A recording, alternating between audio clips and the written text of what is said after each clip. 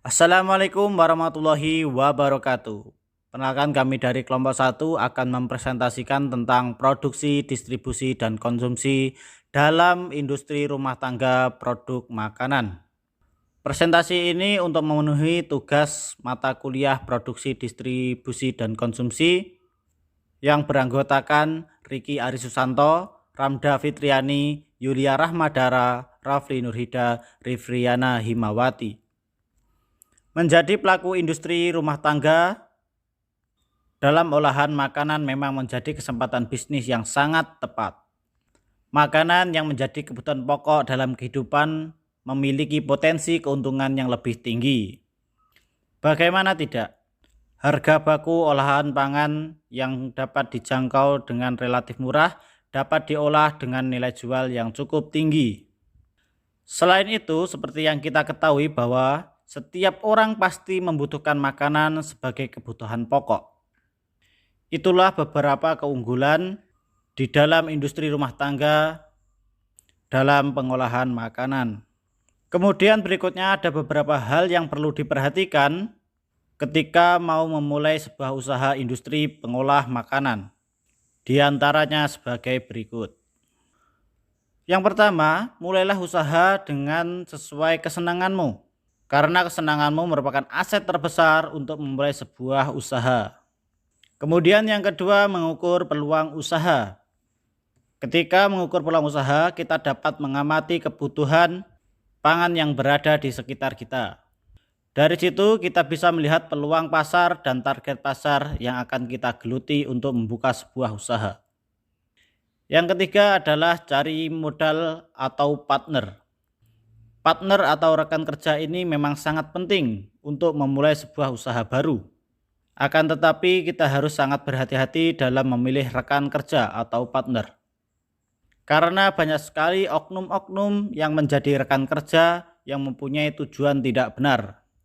Rekan kerja ini berpotensi juga menjadi saingan bisnis atau pesaing bisnis karena mengambil kesempatan yang telah ia pelajari.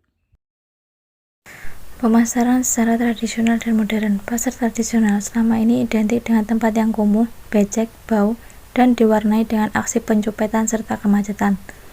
Sehingga sebagian kalangan, khususnya kaum menengah ke atas dan para remaja, berbelanja di pasar tradisional justru harus dihindari, karena dapat menurunkan gengsi.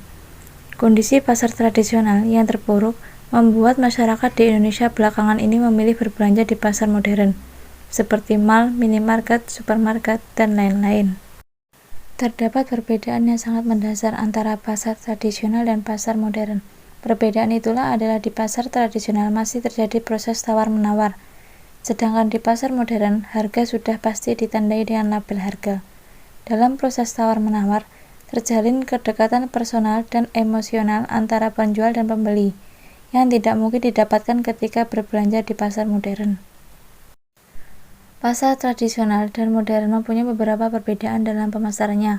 Di antaranya, berdasarkan penjualan, di pasar tradisional, pedagang yang tidak mempunyai kios biasanya melakukan dengan cara keliling. Sedangkan di pasar modern, barang sudah tersusun rapi sehingga pembeli bisa langsung mengambil barang tersebut. Berdasarkan transaksi, di pasar tradisional pada saat transaksi pembeli masih bisa tawar-menawar harga barang.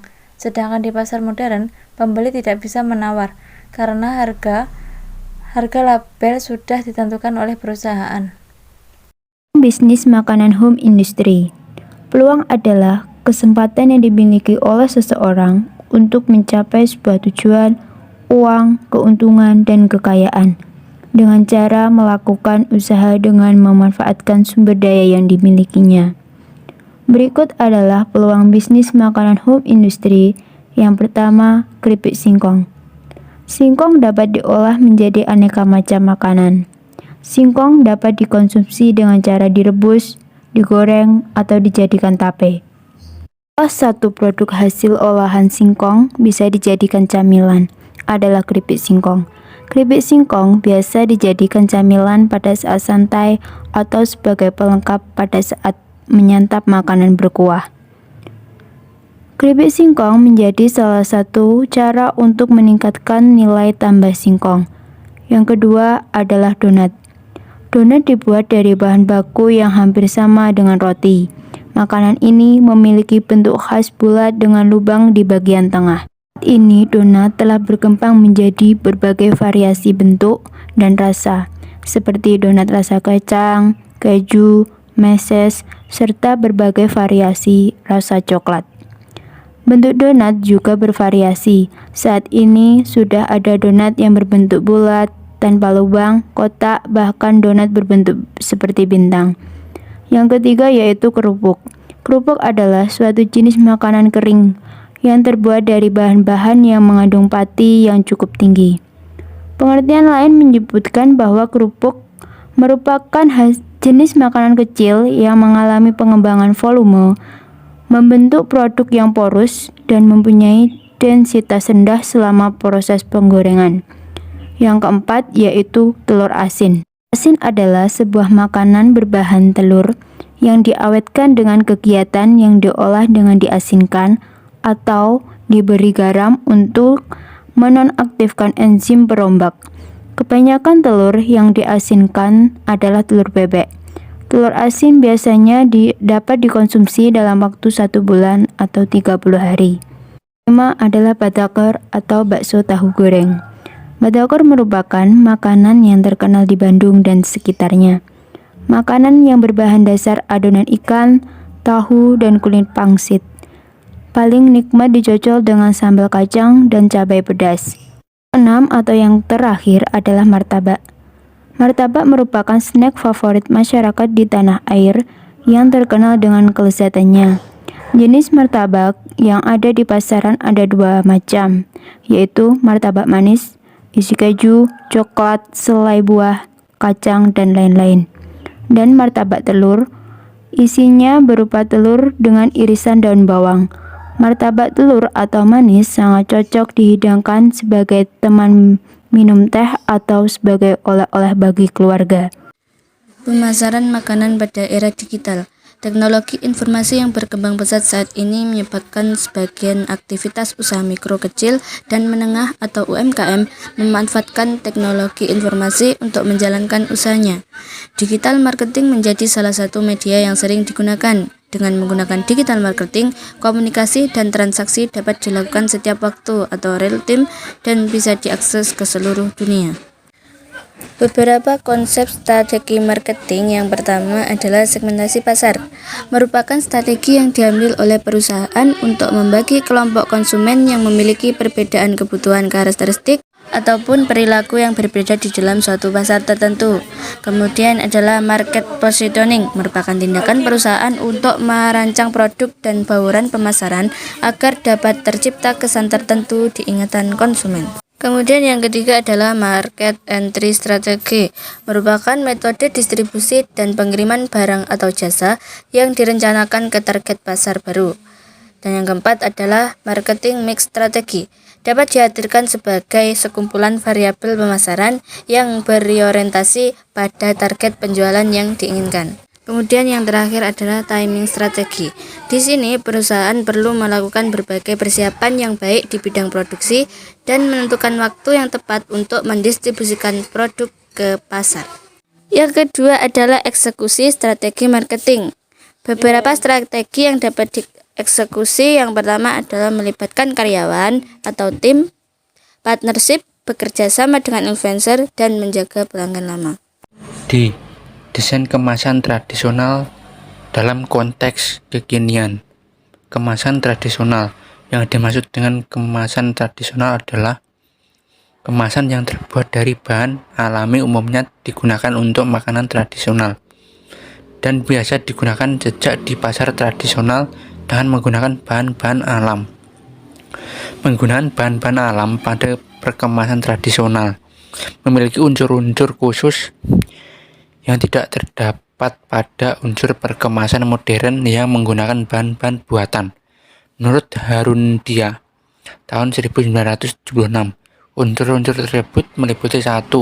Penampilan, 2. Aroma, 3. Konstruksi, 4. Hubungan dengan alam atau siklus alamiah. Penampilan pada kemasan tradisional terlihat lebih alami mulai dari warna, tekstur dan bentuknya.